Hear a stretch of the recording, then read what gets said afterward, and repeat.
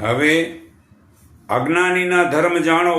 જે પુરુષને પરમાત્માનું જ્ઞાન નથી તેણે પ્રથમ વ્રત ઉપવાસ દેવ દર્શન કરવા જોઈએ.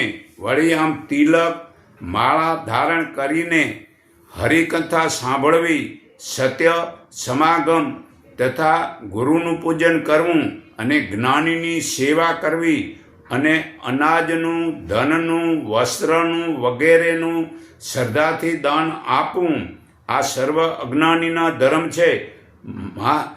શાંતિ પર્વ પાના નંબર 731નો પુરાવો છે. અથવા ગીતા અધ્યાય 16 શ્લોક 18થી આગળ થોડુંક તમને સમજાવું છું. ફરી અહંકાર, બળ, ગર્વ, કામ તથા ક્રોધનો આશ્રય લઈ લોકોને વેર કરનારા, તેઓ પોતાના તથા બીજાના શરીરમાં એકરૂપે રહેલા ભગવાનનો જ વેર કરે છે.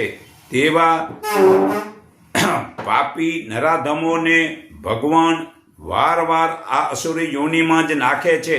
હે અર્જુન, અસુરી યોનિમાં પામેલા તે મૂઢ મૂર્ખા લોકો તે પરમાત્માને પામતા નથી અને જન્મો જન્મ એથી વધારે પાપ ગતિમાં જાય છે.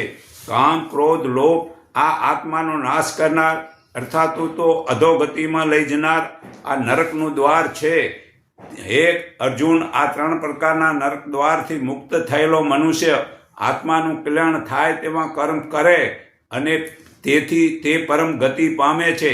જે મનુષ્ય શાસ્ત્ર વિધિ છોડી દઈને પોતાની ઈચ્છા મુજબ મનમાન્યું આચરણ કરે છે તે નથી સિદ્ધિ પામતો કે નથી સુખ કે પરમ ગતિને પામતો.